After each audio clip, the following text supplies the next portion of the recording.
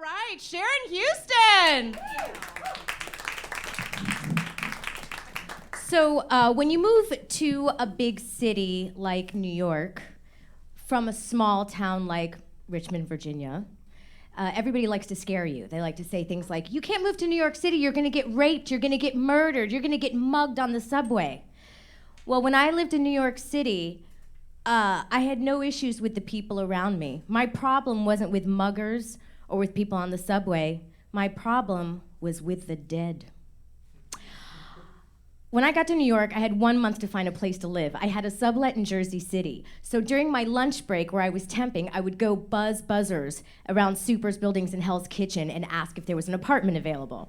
A friend of mine called me and said, hey, I heard about an apartment available. It's a studio, and it's on 56 between 8th and Broadway. So during my lunch break, I went down there, and it was a cute little walk up right across the street from the Symphony Building. Patsy's Italian Restaurant's over here, sushi bar here, little dingy walk up you wouldn't even notice.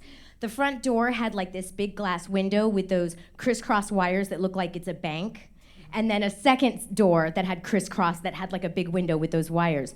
So I buzz the buzzer that reads Super, and this guy comes down the stairwell and I can see him. He's got a huge afro, light-skinned black guy. He's wearing a wife beater and a pair of Dickies, and he's got a gut, and he just glares at me. And I was like, hey, I'm here about the studio apartment. He opens up the first security door, glares at me through the glass, whips around on his waist, pulls out his like Schneider from One Day at a Time keys, opens up the main door, and goes, oh, hi, I'm Chris. Very nice to meet you. Come on in. He says, the apartment, I said, I'm here for the apartment that's $900 a month. I heard it was on the 3rd floor. And he goes, actually, that one already rented, but I have another one that just opened up on the 2nd floor. Let me take you there. He leads me down a narrow hallway and opens up the apartment to apartment number 2.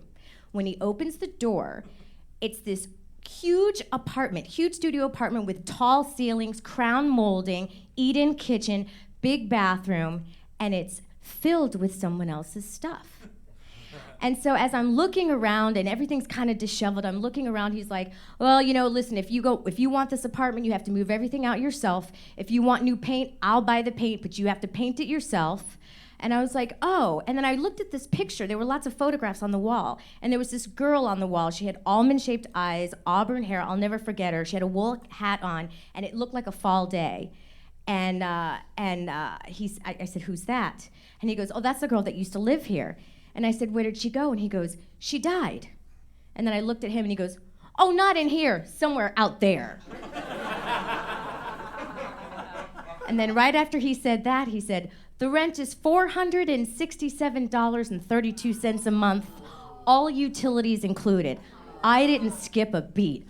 I'm in. And I signed the lease 2 days later. So I literally pulled a couple of all-nighters getting all her crap out. I did let him buy me paint. I would go to work with paint in my hair. They're like, what's wrong with you? I'm like, I gotta paint. You know, I just wanted to get settled. And everything was fine until maybe a couple months after I'd gotten everything out and was feeling like it was home. Weird stuff started to happen. I would come home and my TV would be on and my alarm clock would be buzzing. And I'd go, oh, that's weird. I must be really tired. I don't remember leaving that on. And then I would turn things off. And I would come home and the water would be running in the kitchen sink.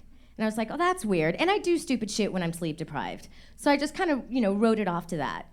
Then one day I came home and everything was on. My kitchen light, my coffee maker was on, the water was running, my TV was on, my stereo was on, and both my cats' whiskers were out like this, and their eyes were huge, and their tails were straight up in the air. So I literally walked into my apartment, and then I closed the door, and I went straight to the Super's door, and I'm like, bang, bang, bang, bang, bang. So Chris's wife answers the door. She's got her baby on her hip, which looks just like Chris, but he's tiny. And she's like, what's going on? And I'm like, hey, so was Chris fixing stuff in my apartment today? And she goes, no, why? And I just took a moment and I said, did that girl die in there?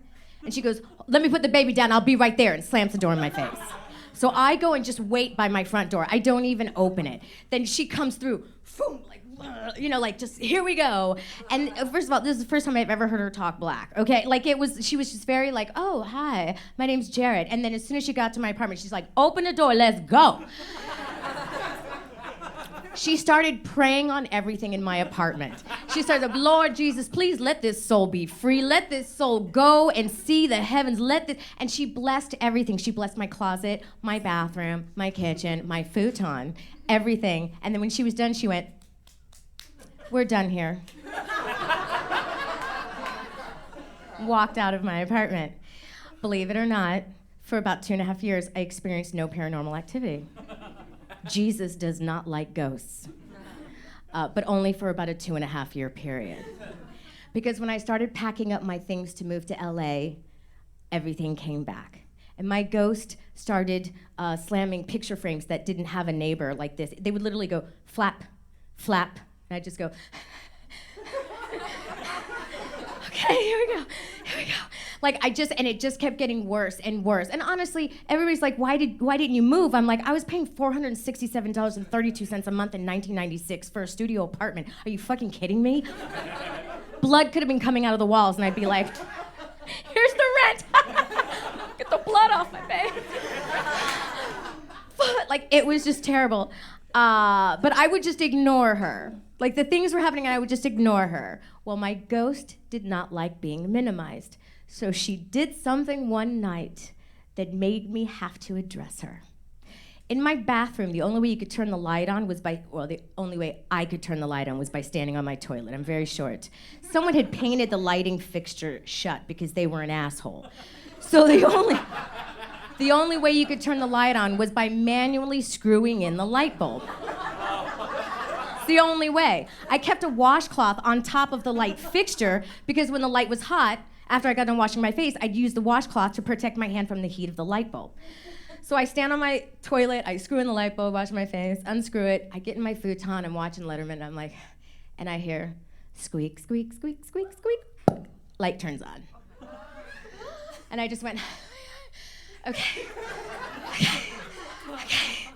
And I just literally, like a SWAT team member, I stood up quickly and ran to the bathroom, jumped up on the toilet, unscrewed the light, jumped back down, got back under the covers, and I was just like, oh, okay, fuck. You know, literally maybe 30, 40 seconds pass, and once again, squeak, squeak, squeak, squeak, pop. This happened 3 times. And I was just like, oh my God, like this is happening. This isn't a movie, this is happening. And, but a sense of calm went over me because I was like, I have to take control because I'm tired and I'm stressed and I just want to go to bed. So I walked into the bathroom and instead of turning off the light, I stood like this and looked up in the air because ghosts float. And I said, I know you're probably upset that I'm leaving, and I'm sorry, and I don't know if I'm ready to move either, but I have to go, and I'm stressed out, and I'm tired, and I just want to go to bed, so I would appreciate it if you wouldn't turn the light on again. Thank you. Turn the light off, and I tippy-toed back to my futon, because I wanted to be respectful. And so I go back to the futon, and the light did not turn on again that night. And for the rest of my 2.5 weeks there, no more slamming of pictures, no more water turning on. It all went away. I will tell you, since then, I have never experienced a ghost again in my life.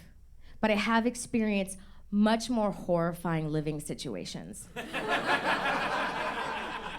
Like the kind where you have to live with a living, breathing person.